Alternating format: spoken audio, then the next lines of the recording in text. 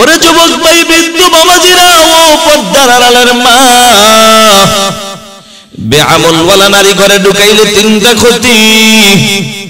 এক নম্বর ক্ষতি, স্বামী হিসাবে খেদমত পাইবা না। দুই নম্বর, নেককার সন্তান পাইবা না। তিন নম্বর, জনম দুঃখিনী মা বাবার খেদমত পাইবা না। যুবকরে, এই জন্য আজকে থেকে ওই মালিক আল্লাহর কাছে দুইটা দোয়া চালায়া যাও। যারা বিবাহ করো নাই, এক নম্বর দোয়া করো, আল্লাহ হায়াতের জিন্দেগিতে তুমি আমাকে নেক হায়াত দান করো। আর একটা দোয়া করো, আল্লাহ হায়াতের জিন্দেগিতে আমার জন্য একজন নেককার আল্লাহ ওয়ালা বিবি দান করো। এই কলিজার টুকরা যুবক ভাই, বৃদ্ধ বাবাজিরা, ও পর্দার আড়ালের মা, নেককার বিবি ঘরে ঢুকাইলে বললাম তিনটা লাভ। কেন তুমি ঢুকাইবা না? ও পর্দার আড়ালের মা, দুনিয়ায় শান্তি, পরকালে মুক্তি যদি পেতে চাও, তুমি আল্লাহর কাছে এই দুইটা দোয়া বেশি করো। যাদের বিবাহ হয় নাই, তোমরা বেশি বেশি করে এই দোয়াটা করো। এক নম্বর দোয়া করো, আল্লাহ তুমি আমাকে নেক হায়াত দান করো। আর একটা দোয়া করো, আল্লাহ হায়াতের জিন্দেগিতে আমার জন্য একজন নেককার আল্লাহ ওয়ালা স্বামীর ব্যবস্থা করে দাও। তবে বর্তমান যুগে দুঃখজনক হলো সত্য, এই বাংলার জমিনে অধিকাংশ মা বোন পাওয়া যায়, এরা আল্লাহওয়ালা স্বামী চায় না, টুপিওয়ালা দাড়িওয়ালা নামাজি স্বামী এরা চায় না। তবে এরা যেটা চায় সেটা হইল টাকাওয়ালা বাড়িওয়ালা গাড়িওয়ালা স্বামী চায়। আল্লাহর কসম করে বলে যায়, ও পর্দার আড়ালের মা গো, টাকায় শান্তি দিতে পারে না, বিল্ডিং বাড়ি গাড়ি শান্তি দিতে পারে না। শান্তি দেওয়ার মালিক যিনি, তিনি কে? মুসলমান হয় নাই, হয় নাই, আওয়াজ দিয়া, জোরে একটা আওয়াজ দিয়া বলো না, তিনি কে? এরা যুবক, ওই মালিক আল্লাহর নামটা উচ্চারণ করতে ভালো লাগে না খারাপ লাগে? যুবক রে, কেন তোমার কাছে ভালো লাগবে না? ও যুবক, কেন তোমার কাছে ভালো লাগবে না? হায়াতের জিন্দেগিতে এই যে মালিক একটা জবান নামক নিয়ামত দান করলেন, এমন জবান নামক নিয়ামতটা, এটা যে আজকে কথা বলতে পারি বিদায় এটার কদর তোমার কাছেও নাই, আমার কাছেও নাই। তবে মুসলমান আল্লাহর গোলাম, এই জবান নামক নিয়ামত যার নাই, তিনি বুঝে যে আসলে এই জবান নামক নিয়ামতের দাম কত, এটার কদর কত। ওরে মুসলমান আল্লাহর গোলাম, আজকে তোমার হাত আছে বিদায় হাতের কদর নাই, পা আছে বিদায় পায়ের কদর নাই। কথা বলো ঠিক কিনা? এগুলা যে কত বড় একটা নিয়ামত, যার নাই তাকে যা জিজ্ঞাসা করে দেখো, এক একটা নিয়ামতের কত দাম। জানি না আপনারা সিলেটের মানুষ, এই সুনামগঞ্জ জেলার মুসলমান, জীবনেও কখনো কাউকে প্রশ্ন করার সুযোগ পেয়েছেন কিনা আমার জানা নাই। ওর যুবক ভাই, আমার জীবনে আমি একজনকে প্রশ্ন করার একটু সুযোগ পেয়েছিলাম, বলবো কিনা? মুসলমান আল্লাহর গোলাম, এই তো গত কয়েক বছর আগে উত্তরবঙ্গের রংপুর মাহফিল করে আসার পথে বগুড়া পার হওয়ার পর আমার সিটের পাশেই দাঁড়ানো 15 থেকে 16 বছরের একজন যুবক আল্লাহর গোলাম, চেহারাটা বড় সুন্দর। দুঃখের বিষয়, ডানে তাকায় দেখি যুবকের ডান হাত নাই, বামে তাকায় দেখি যুবকের বাম হাতটাও নাই। গলার মধ্যে গামছা দিয়া বল তুলে আল্লাহর বান্দা চকলেট বিক্রি করে। এখন তো আমার মালিক আল্লাহর দরবারে শুকর আদায় করলাম আর বললাম, আল্লাহ কত সুন্দর নিয়ামত তুমি আমাকে দান করেছো মালিক, ইচ্ছা করলে পারতা তুমি আমাকে তো যুবকের মতো বানাইতে। কথা বলেন ঠিক কিনা? এখন তো বাবা আমার ভিতরে প্রশ্ন জাগে, ও সুনামগঞ্জের মুসলমান, এই যে হাতের দিকে তাকায় দেখো, আমার হাতের মধ্যে বাবা একটা ঘড়ি দেখা যায়, এই ঘড়িটা পরার জন্য কিন্তু আমার আর একটা হাতের প্রয়োজন হয়েছে। চোখে চশমা দেখো, চশমাটা পরার জন্য আমার হাতের প্রয়োজন হয়। যুবক আল্লাহর গোলাম, খানা খাইতে যায় হাতের প্রয়োজন হয়, বাথরুমে যাই সেখানেও দেখে আমার হাতের প্রয়োজন হয়। এখন তো ভিতরে প্রশ্ন জাগে, আল্লাহ দুনিয়ার জমিনে মাবুদ গো, তোমার এই বান্দা কিভাবে খানা খায়, কিভাবে বাথরুমে যায়, কিভাবে জামা কাপড় পরে। ওরে সুনামগঞ্জের মুসলমান, আওয়াজ দিয়ে বলো, এমন একটা প্রশ্ন বাবা মনের মধ্যে জাগে কি জাগে না? এখন তো বাবা প্রশ্ন জাগে, করব কিভাবে?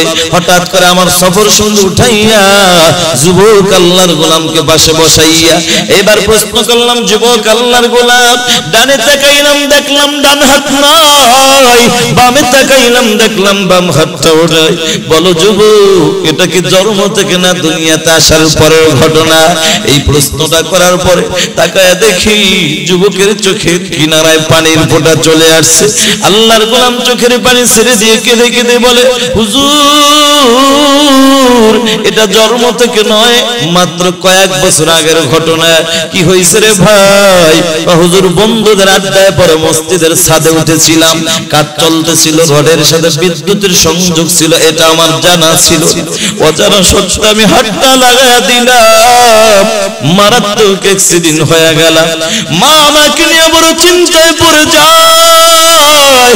ওরে সুনামগঞ্জের মুসলমান, পৃথিবীর জমিনে আল্লাহ এবং নবীর পরে দুনিয়ার জমিনে সবচেয়ে আপন যিনি, তিনি হলেন মা এবং বাবা। কথা বলেন ঠিক কিনা? সন্তান যদি বিপদে পড়ে যায়, পশু পাখি জানার আগে জানে জনম দুঃখিনী মা, ঠিক কিনা? ওরে মুসলমান, আল্লাহর গোলাম, মা বাবা যে কত বড় নিয়ামত। যার মা নাই সে বুঝে মা হারানো ব্যথা কি জিনিস, যার বাবা নাই সে বুঝে। ওরে মুসলমান, আজকে আমার মা আছে, বাবা আছে, আমিও মাঝে মাঝে এই জিনিসটা অনুভব করি। রাত 2টা বাজে বয়ানের শেষে আমার বাবা টেলিফোন করে বলে, আব্বু শুনি, ঘুমাই শুনি। মা টেলিফোন করে বলে, বাবা রে, শরীরের কি অবস্থা, শরীরের যত্ন নিও। ফোনটা কাটার পরে আমি চোখের পানি ছেড়ে দিয়ে ওই মালিক আল্লাহকে বলে, আল্লাহ, আয় আল্লাহ, আজকে মা বাবা নামক নিয়ামত আছে বিদায় এত সুন্দর করে বাবা বলে একটা ডাক দে। এই বাবা যখন দুনিয়া থেকে বিদায় হয়ে যাবে, এমন মায়া লাগাইয়া বাবাকে আর কেউ ডাক দিবে না। কথা বলেন ঠিক কিনা? ওরে যুবক ভাই, যার মা নাই আজকে ময়দানে তাকায় দেখো, সে বুঝে হায় রে, মা হারানো ব্যথা কি জিনিস। কত খালাম্মার কাছে গেলে বাবাকে একটা ডাক দেয়, কিন্তু মায়ের মতো ওরকম আর কিন্তু লাগে না। কথা বলেন ঠিক কিনা? আল্লাহর বান্দা যুবক ডাক দিয়ে কয়, হুজুর, আমার মা একটা দৌড় মাইরা ডাক্তারের কাছে হাজির। ডাক্তারের কাছে যাইয়া পাও 2টা ধরে কয়, ডাক্তার তাড়াতাড়ি চলো, আর দেরি করা যাবে না, আমার ছেলেটা মারাত্মক অ্যাক্সিডেন্ট হয়ে গেছে, চলো আমার বাড়িতে চলো। হুজুর ডাক্তার বাড়িতে আসার পর আমাকে পরীক্ষা কইরা ডাক দিয়া কয়, রে যুবক আল্লাহর গোলাম, জীবনটা যদি বাঁচাইতে চাও 2টি হাতের 1টি হাত রাখা যাবে না। আমি বললাম, রে যুবক আল্লাহর গোলাম, ওই মুহূর্তে তুমি কি জবাব দিয়েছো বলো? কয়, হুজুর, ওই মুহূর্তে আকাশের দিকে তাকায় বলেছি, আল্লাহ, ও মালিক, আয় আল্লাহ, তুমি আমার হাত নামক নিয়ামত নিয়ে যাও, অসুবিধা নাই, তারপরও বিনিময়ে আমার জীবন নামক নিয়ামতটা তুমি বাঁচায়া দাও। আমি বললাম, যুবক রে, জীবন বাঁচানোর জন্য 2টি হাত কাটতে রাজি হইছো, ভালো কথা, কিন্তু বলো তুমি খানা খাও কিভাবে, বাথরুমে যাও কিভাবে? কথাটা বলার পরে আবার তাকায় দেখি যুবকের চোখে, হুয়া বিল ওয়ালিদাইনি ইহসানা। وقال رسول الله صلى الله عليه وسلم الجنة تحت أقدام الأمهات أو كما قال النبي عليه الصلاة والسلام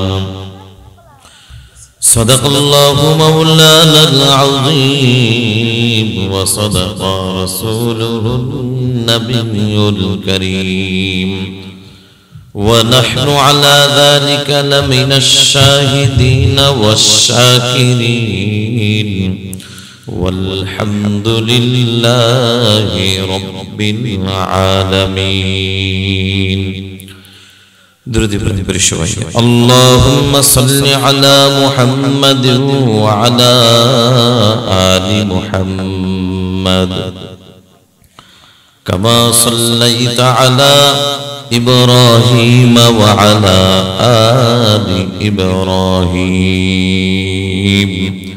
إنك حميد مجيد আলহামদুলিল্লাহ জান্নাতের বাগানে আসতে পেরে বসতে পেরে আপনারা খুশি না বেজার? সবাই খুশি? মাশাআল্লাহ। যারা দাঁড়িয়ে আছেন আপনারাও খুশি? কে খুশি কে বেজার যদি একটু পরীক্ষা করে পাশ করবেন তো ইনশাআল্লাহ। যে আল্লাহ পাক এই দামি মজলিস আসার তৌফিক দান করলেন, ইনশাআল্লাহ দাও জবান খুলে জিহ্বা নাড়ায়া আল্লাহর নামের জিকির হবে, করা যাবে তো ইনশাআল্লাহ। জিকিরের সাথে সাথে মেহেরবানি করে কষ্ট হলেও যারা যারা খুশি আছেন শুধুমাত্র তারাই একটু সামনে আগাবেন। খবরদার যে বেজার আপনি আগাবেন না, আপনি ওখানেই বসে থাকবেন। তবে যে আগাবেন আপনার জন্য সুসংবাদ, যে আগাবেন সে হলেন আল্লাহর বন্ধু, আর যে আগাবেন না ভাব নিয়ে বসে থাকবেন সে কার বন্ধু আপনারাই বলেন? শয়তানের। তাহলে এখন প্রমাণ হয়ে যাক কে আল্লাহর বন্ধু কে শয়তানের বন্ধু। জিকিরের সাথে সাথে লা ইলাহা ইল্লাল্লাহ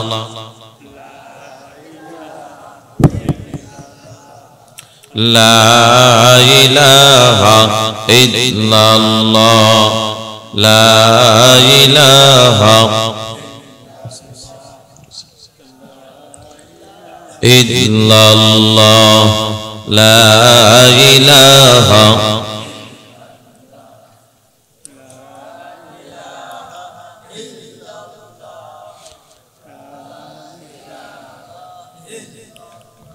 লা ইলাহা ইল্লাল্লাহ মুহাম্মাদুর রাসূলুল্লাহ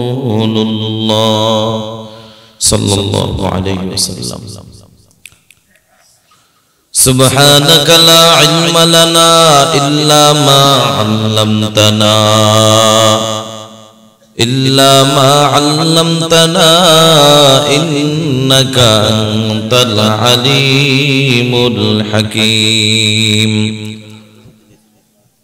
رب اشرح لي صدري ويسر لي أمري واحلل عقدة من لساني واحلل عقدة من لساني يفقه قولي مقبولت ہے شاد ہے قابلت بہت ہے مقبولت ہے شاد ہے قابلت بہت ہے اینا کے منند تو نہیں دل تو بہت ہے اینا کے منند تو نہیں دل تو بہت ہے توفیق سے ہوتی ہے یہ نعمت کی خزینہ ہر مرد کی طاقت کیا ور ہے نشانہ اے بندہ خدا چاہوار ان کی ملاقات اے بندہ خدا چاہوار ان کی ملاقات جلدی سے یا بیٹھے سنا حضرت کی نصیحت جلدی سے یا بیٹھے سنا حضرت کی نصیحت আলহামদুলিল্লাহ এই অবস্থা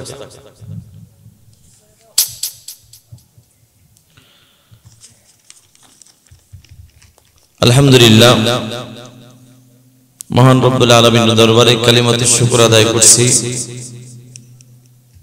যে রব্বুল আলামিন আপনাকে আমাকে হায়াতের জিন্দেগীর কিছু সময় পবিত্র কোরআন ও হাদিসের আলোচনা শুনবার জন্য বেহেশতের বাগান জান্নাতের বাগান উলামায়ে কেরামদের মজলিস সবচেয়ে দামি মজলিস আওয়াজ দিয়ে বলুন ঠিক না বেঠিক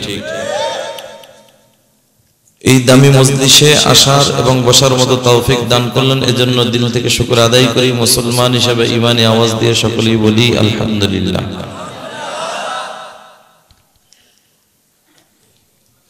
বলার অনেক কথাই ছিল, কিছুই বললাম না। এই মাহফিলের পোস্টার যেদিন দেখেছি সেদিন থেকেই আমি ধরে নিয়েছি এই কাজে এখানে এই মাহফিলে অনেক ভুল হবে। আমার নামেই প্রথম ভুল করছে। সুলাইমান আহমদ যে কোথায় পাইলো তারা, আমি এটা খুঁজে পাই না। আমার কাটেও নাই, আমি আমার পোস্টারও দিয়েছি কয়েকটা, সেটার মধ্যেও নাই। এটা কোথা থেকে বানাইছে আমি বলেও দিয়েছি, নাম ভুল হয়েছে। ওখান থেকে যে ভুল, এই পর্যন্ত বলেই কথা ছিল 10টা থেকে 12টা পর্যন্ত বয়ান করব। আগামীকালকে আমার মাহফিল হলো পঞ্চগড়, কাছেই তো খুব নাকি? নাম শুনছেন পঞ্চগড়? অনেক দূর, তেতুলিয়া 0 পয়েন্ট। তা আসলে সুনামগঞ্জ মাহফিল 5-6 বছর এসে রাখি না, আবার এ বছর এই প্রথম রাখলাম। ভাবলাম যে না, মনে হয় কিছু পরিবর্তন হয়েছে, তাহলে আমি আসলাম। আসতে একটু লেট হয়েছে, তাও নদী পার হইতে আসলাম তো আমি যত সময়, তারপর আমাকে দিলেই তো হইতো। যাক, এখানে সিস্টেমে মানে তারা ভুল করছে, টাইম ওভার হয়েছে। আমি বলছি ভাই আমি সর্বোচ্চ 12টা পর্যন্ত বয়ান করব। 11টা দিলে 1 ঘন্টা, 11:30 দিলে আধা ঘন্টা, 12টা দিলে 15 মিনিট। 15 মিনিটের বয়ান আমরা জানি আলহামদুলিল্লাহ। এজন্য মনটা খুব খারাপ, তারপরও যেহেতু বহু দূর থেকে আসছি, দেখি আল্লাহ পাক যদি কিছু বলায় বলবো ইনশাআল্লাহ।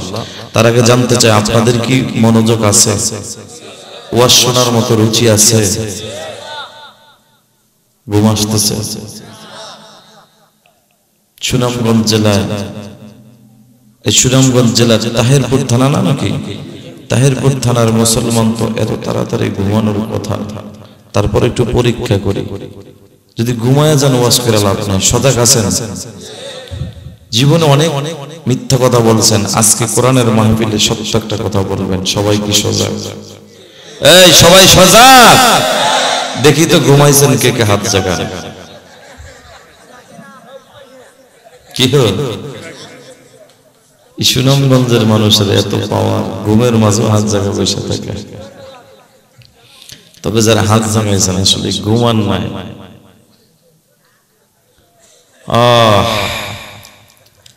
এখন ঘুমন্ত মানুষ যারা হাত জাগাইছেন ঘুমান নাই ঠিক, তবে মনোযোগ এখনো মাহফিলের মধ্যে 100% আপনার নাই। হুজুররা দেখছেন জাগাইছেন, কিন্তু কি বলছে ওটা এখনো কানে শুনেন, খেয়াল করে। তবে এইবার হাত জাগাইবেন যারা সজাগ আছেন তারা। দেখি তো সজাগ আছেন কে কে? নারায়ে তাকবীর, নারায়ে তাকবীর। এই আল্লাহু আকবার তাকবীরের আওয়াজ এই এত নিচু দিলে কি হবে? আমরা যারা আছি এখানে সবাই তো মুসলমান, কি বলেন? আমাদের মুসলমান, আমাদের ঈমানি পাওয়ারকে আরো উঁচু করতে হবে। আমাদের নারায়ে তাকবীর আল্লাহু আকবারের স্লোগানকে আরো উঁচু করে দিতে হবে। কারণ বাংলাদেশে এমন দিন গিয়েছে যে বাংলার জমিনে 95% মুসলমান বসবাস করে। সেই 95% মুসলমানের দেশে, স্বাধীন দেশে থাইকাও আমরা মুসলমান নারায়ে তাকবীর আল্লাহু আকবারের স্লোগান আমরা দিতে পারি না। বাধার বাধা, কোরআনের ময়দানে এসে, মাহফিলে এসে কোরআনের হক কথা বলতে পারি নাই, সেখানেও বাধা। শ্রোতাও মন ভরে কোরআনের হক কথা শুনতে পারে নাই, বাধা। তবে আলহামদুলিল্লাহ এই স্বাধীন বাংলাদেশে এখন যেহেতু বাংলার জমিনে নারায়ে তাকবীর আল্লাহু আকবারের স্লোগান আমরা দিতে পারতেছি, আর আমরা এখন তাকবীরের আওয়াজকে ধরে রাখবো ইনশাআল্লাহ। আর এই নারায়ে তাকবীর আল্লাহু আকবারের স্লোগান যদি ধরে রাখা যায়, আল্লাহর কসম বাংলার জমিনে কোনো চিপায় কোনো নাস্তিক বেঈমানকে খুঁজে পাওয়া যাবে না। মুসলমানের তাকবীরের পাওয়ার আছে, কথা বলেন ঠিক কিনা? পালাবার জায়গাও খুঁজে পাবে না। তা আপনারা সজাগ আছেন সবাই না? আল্লাহ কবুল করুক, আমিন। ভূমিকা লম্বা না করে আমি আমার সরাসরি আলোচনায় ঢুকে যাব ইনশাআল্লাহ। আমার যতটুকু মন ভালো থাকে আল্লাহ পাক যতটুকু বলায় বলবো ইনশাআল্লাহ। সূরা বনী ইসরাইল থেকে একখানা আয়াতের কিছু অংশ আপনাদের মাঝে তেলাওয়াত করেছি। আল্লাহর হাবিব সাল্লাল্লাহু আলাইহি ওয়াসাল্লামের অসংখ্য হাদিস থেকে ছোট্ট একখানা হাদিস আপনাদের মাঝে পেশ করেছি। আমার তেলাওয়াতকৃত আয়াত ও হাদিসের উপরে ইখলাসের সাথে আমলের নিয়তে ধৈর্যের পরিচয় দিয়ে অল্প সময়ের মধ্যে কিছু কথা বলার সাথে সাথে আপনাদের মতো নেককার পরহেজগার আল্লাহ ওয়ালা বান্দাদেরকে ইখলাসের সাথে আমলের নিয়তে ধৈর্যের পরিচয় দিয়ে অল্প সময়ের মধ্যে কিছু কথা শ্রবণ করার তৌফিক আমার আল্লাহ দান করুন। সবাই বলেন আমিন। এত মোটা হয়েছে মাইক তো আলহামদুলিল্লাহ, আমি কি বলবো, আপনারা তো দেখতেছেন অনেক ভালো না আলহামদুলিল্লাহ। এই যে মাউটটা পুরাই দিসটা না, ঠিক করার কোনো সিস্টেম নাই, তাহলে আপনাদের ওয়াজ বাত হয়ে যাবে আজকে। এটা ঠিক করা দরকার নাই, ভবিষ্যতে মাইক যে ভাড়া করবেন ওইটা আপনারা ঠিক হয়ে যাবে। এরা ঠিক করার কোনো লাইন আপনাদের নাই, আমরা বুঝি, যা আছে এটা দিয়ে বয়ান করতে হবে ইনশাআল্লাহ। আয়াতে কারিমা তেলাওয়াত করেছে, আল্লাহ বলেন ওয়া ক্বাদা রাব্বুকা আল্লা তা'বুদু ইল্লা ইয়্যা, আমি রব সিদ্ধান্ত দিয়েছি শুধুমাত্র কেবলমাত্র ইবাদত হবে কার?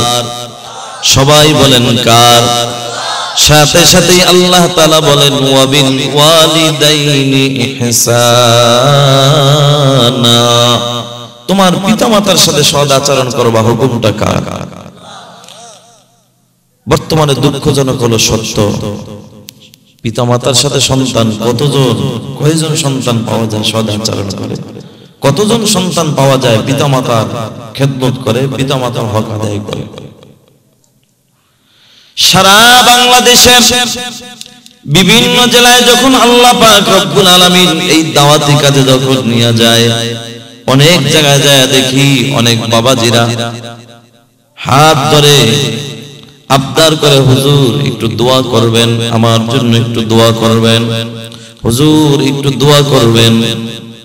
মনে মনে ভাবি বাবাজি মনে হয় অসুস্থ, এই জন্য বুঝি দোয়া চাইতেছে, চোখের পানি ফালায়া কান্দে আর দোয়া চায়, হুজুর একটু দোয়া করবেন। মনে মনে ভাবতেছি বাবাজি অসুস্থ, এই জন্য বুঝি দোয়া চাচ্ছে। একটু পরে তাকায় দেখি না না, বাবাজি অসুস্থ এই জন্য দোয়া চায় না, বরঞ্চ দোয়া চায় হুজুর আমার কলিজার টুকরা সন্তানকে আমি মাস্টার্স পর্যন্ত কমপ্লিট করাইলাম, মাথার ঘাম পায়ে ফালাইয়া কত কষ্ট করে, আজকে সন্তান ঢাকার শহরে থাকে। অপারেটর কই? আপনি ট্রেনিং ছাড়া অপারেটর কেমনে?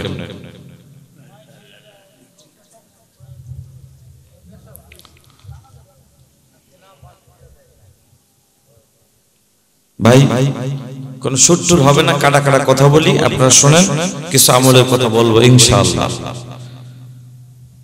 তো ওই মুরব্বী কান্দার কয়, হুজুর সন্তান ঢাকাতে থাকে, সরকারি চাকরি করে, ফ্ল্যাট বাসা নিয়ে থাকে, বিবিকে নিয়ে থাকে, একটা বারের জন্য ওর মাকেও টেলিফোন করার সুযোগ পায় না, আমি বাবার খোঁজ খবর নেওয়ার সুযোগ পায় না। আছে না নাই? এটার কারণটা কি? এই যে সন্তান কেন পিতামাতার খোঁজ খবর নিতে পারে না, সময় পায় না, নিচ্ছে না কেন? এটার পিছনে একটা কারণ আছে না নাই? অবশ্যই কারণ আছে। এই কারণটা নিয়েই হবে আমার বয়ান। কারণটি বলার আগে আমি আপনাদের কাছে জানতে চাই, আপনাদের এই মাহফিল কততম মাহফিল? এটা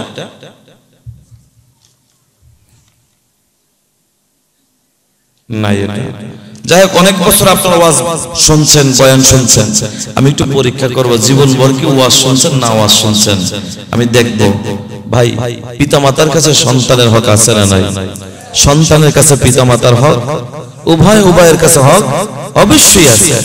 তবে বলুন তো পিতামাতার হক আগে না সন্তানের হক আগে? ভাই একটু কমান না, আপনি কমান না, কমাইতে জানেন না, কমাইতে কাহে বাড়ায়?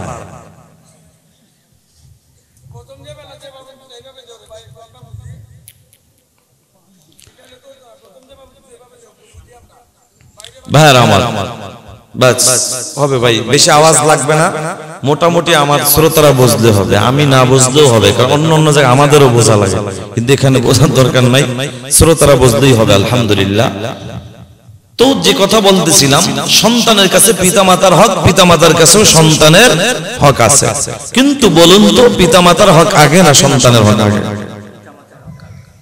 মাশাআল্লাহ, এই যে বলছেন সন্তানের হক আগে, না পিতামাতার হক আগে, এই কথা যারা বলেন আপনারাই তো তাবিজের পেছনে দৌড়ান, আপনারাই তো গরু মান্নত করেন, মাজারে যান, বাজারে যান, কোনো লাভ হয় না। তাবিজ 100 জুলাই কোনো লাভ হবে না। কারণ কি জানেন? সন্তান দুনিয়াতে আসবে, এরপরে আপনি বাবা বলবেন, বাবা আমি তোমার বাবা, আমার হক আদায় করো। ও পর্দার আড়ালের মা, ভালো করে শুনে নাও, তোমার সন্তান দুনিয়াতে আসবে, এরপরে তুমি বলবা, বাবা আমি তোমার মা, পেটে ধারণ করেছি, তুমি আমি মায়ের হক আদায় করো। কিন্তু কিতাবে আছে সন্তান দুনিয়াতে এখনো আসে নাই, আসার খবরও নাই। কিন্তু বন্ধু, দুনিয়ায় আসার আগেই বাবার কাছে সন্তানের 2টা হক। সুবহানাল্লাহ, নতুন শুনছেন মনে হয়, তাই না? শুনেন, এই বাবার কাছে সন্তানের জন্য 2টা হক, মার কাছে না, কার কাছে? বাবার কাছে। আল্লাহর কসম করে বলে যাই, ও সুনামগঞ্জের মুসলমান, ও তাহেরপুর থানার মুসলমান যুবক ভাই, বৃদ্ধ বাবাজিরা, বাবা হইয়া যদি সন্তানের জন্য 2টা হক আদায় করতে পারো গো, আল্লাহর কসম তাবিজ লাগবে না, পানি পড়া লাগবে না, বিনা তাবিজেই তোমার সন্তান তোমার হক আদায় করার জন্য পাগল হয়ে যাবে। 1 নম্বর হক হলো, যুবক আল্লাহর গোলাম, তুমি যদি নেককার সন্তানের বাপ হতে চাও, 1 নম্বর হক হলো, যুবক তুমি নিজে আগে নেককার হও, হালাল পথে চলো, হালাল খানা খাও, হালাল রক্ত শরীরের মধ্যে ঢুকাও। 2 নম্বর হক হলো, যুবক আল্লাহর গোলাম, নেককার সন্তানের বাপ যদি হতে চাও, তোমার ঘরে একজন নেককার বিবি ঢুকাও। কথা কোন ঠিক কি না? বাপ যদি ভালো হয়, মা ভালো হওয়ার আশা করা যায়। আর মা যদি ভালো হয়, ওই মায়ের গর্ভে সন্তান ভালো হওয়ার আশা করা যায়। এবার কলিজার টুকরা যুবক, তোমরা প্রশ্ন করতে পারো, হুজুর নেককার বিবি ঘরে ঢুকাইলে লাভ কি? ও কলিজার টুকরা যুবক, বৃদ্ধ বাবাজিরা, ও পর্দার আড়ালের মা, নেককার বিবি ঘরে ঢুকাইলে 3টা লাভ। 1 নম্বর লাভ হলো, যুবক নেককার বিবি ঘরে যদি ঢুকাইতে পারো, কপাল বড় ভালো। 1 নম্বর লাভ হলো, যুবক তোমার হায়াতের জিন্দেগিতে স্বামী হিসেবে খেদমতের কোনো ত্রুটি হবে না। কারণ নেককার বিবিরা স্বামীর খেদমতের বড় পাগল। নেককার বিবিরা স্বামীর খেদমত করতে পারলে নিজেকে বড় ধন্য মনে করে। কথা ঠিক কি? যুবক নেককার বিবি ঘরে ঢুকাইলে 3টা লাভ। 1 নম্বর লাভ হলো, হায়াতের জিন্দেগিতে স্বামী হিসাবে কোনো খেদমতের ত্রুটি হবে না। 2 নম্বর লাভ হলো, নেককার সন্তান, তুমি নেককার বিবির গর্ভে সন্তান পাইবা, নেককার সন্তান। 3 নম্বরে নেককার বিবির দ্বারা তোমার জনম দুঃখিনী মা এবং বাবা কোনোদিন কষ্ট পাবে না। এটার বাস্তব প্রমাণ হলো, যুবক নেককার বিবি ঘরে ঢুকাইয়া তুমি বিদেশে চলে গেছো, অসুবিধা নাই। তোমার বিবি ডাক দিয়া বলবে, স্বামী তোমার মা বাবার খেদমতের জন্য তোমার এই কোনো চাকর রাখা লাগবে না, চাকরানি বলে কাজের বুয়া কাউকে রাখা লাগবে না। কেন বিবি? নেককার বিবি ডাক দিয়া কাউ, স্বামী আমার, তোমার মা মানে আমার মা, তোমার বাবা মানে আমার বাবা। আমার মা বাবা সাইরা তোমার বাড়ি এসেছি, তুমি স্বামী যেমন আমার আপন, তোমার মা বাবা আমার ওরকমই আপন। মা বাবাকে যদি তোমার মা বাবাকে আমি যদি আমার আপন মা বাবার মতো সম্মান করতে পারি, তাহলে তোমার মা বাবা আমাকেও তার আপন মেয়ের মতো স্নেহ ভালোবাসা দিবে। কথা কোন ঠিক কি? যুবক ভাই, নেককার বিবি ঘরে ঢুকাইলে 3টা লাভ। 1 নম্বর লাভ, হায়াতের জিন্দেগিতে খেদমতের ত্রুটি হবে না। 2 নম্বর লাভ হলো, হায়াতের জিন্দেগিতে স্বামী, হায়াতের জিন্দেগিতে নেককার বিবির গর্ভে সন্তান পাইবা, নেককার সন্তান। 3 নম্বর লাভ হলো, যুবক আল্লাহর গোলাম, তোমার ওই নেককার বিবির দ্বারা জনম দুঃখিনী মা বাবা কোনোদিন কোনো কষ্ট পাবে না। যুবক রে, এটা হলো নেককার বিবি ঘরে ঢুকাইলে তিনটা লাভ। তবে যুবক আল্লাহর গোলাম, এর বিপরীত বেআমলওয়ালা বেপরদাওয়ালা বিবি যদি ঘরে ঢুকাও, ওদিকে যেমন তিনটা লাভ, এদিকে কিন্তু আবার তিনটা ক্ষতি। এক নম্বর ক্ষতি, স্বামী হিসাবে খেদমত পাইবা না, কারণ নেককার বিবিরা স্বামীর খেদমতের পাগল না, বরঞ্চ স্বামীর টাকা এমবি ভরে ভরে ভরে ভরে অন্য পুরুষের সাথে কালেকশন লাগাইয়া, কথা কয় 14ই ফেব্রুয়ারি বেহায়া দিবসের দিন স্বামীকে ফাঁকি দিয়া অন্য বন্ধুদেরকে নিয়ে ঘুরতে যায়, আছে না নাই? বেআমলওয়ালা নারী ঘরে ঢুকাইলে তিনটা ক্ষতি। এক নম্বর ক্ষতি, স্বামী হিসাবে খেদমত পাইবা না। দুই নম্বর ক্ষতি, নেককার সন্তান পাইবা না। এরে যুবক আল্লাহর গোলাম, নেককার সন্তান তুমি কিভাবে পাইবা? কারণ তুমি এখানে যদি তেঁতুল গাছ লাগাইয়া মসজিদে যাইয়া উজুটা বানাইয়া বারান্দা যাইয়া সিজদা করে কাঁদো, আর যদি কও আল্লাহ, ও আল্লাহ লাগাইলাম তেঁতুল গাছ, তুমি এখন দিবা আমাকে আঙ্গুর ফল, আল্লাহ ডাক দিয়ে তোরা আঙ্গুর পরে দিবা, আগে পাবনা হসপিটালে ভর্তি করা দরকার। কারণ আমি আঙ্গুরের জন্য আলাদা গাছ দান করলাম, তেঁতুলের জন্য আলাদা, আপেলের জন্য আলাদা। জোরে বলেন ঠিক কিনা? ওরে সুনামগঞ্জের কি বাবা বারবার না দান করে, সমস্যা কি? এদিকে এদিকে এদিকে আপনি এখানে আসেন, এখানে আসেন, আসেন আসেন আসেন। এই জায়গা দেন, জায়গা দেন। বাড়ি বরিশাল আমার, কই সব জানি। বসে বসে অহন যতক্ষণ চলবে ঠান্ডা মাথা চলবে।